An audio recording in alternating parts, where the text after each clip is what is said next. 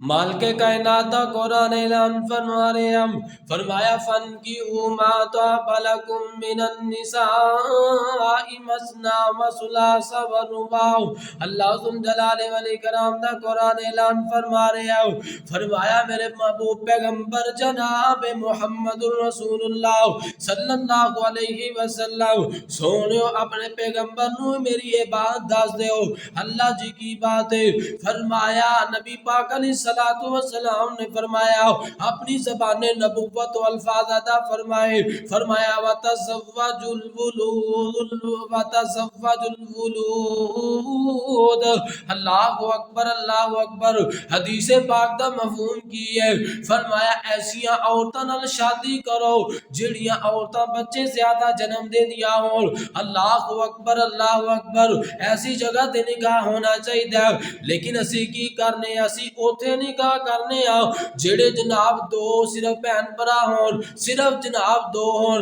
اسی چھوٹی فیملی دے اندر اپنی بچی نو دینا چاہنے اپنے بچے دا اسی چھوٹی فیملی دے اندر کرنا چاہنے اللہ اکبر۔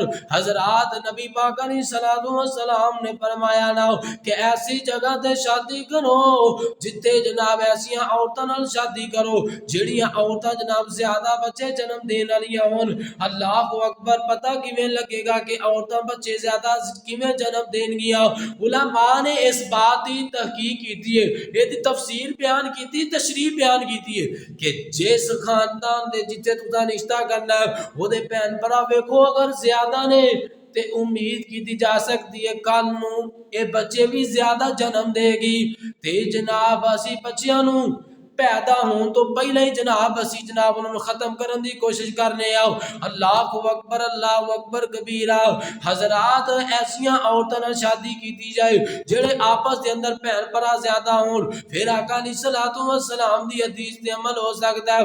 فرمایا ایسیاں عورتوں نال شادی کرو جڑے بچے زیادہ جنم دے دیا اور اللہ اکبر۔ فرمایا فَانْكِحُوا مَا طَابَ لَكُم مِّنَ النِّسَاءِ مَثْنَىٰ وَثُلَاثَ وَرُبَاعَ۔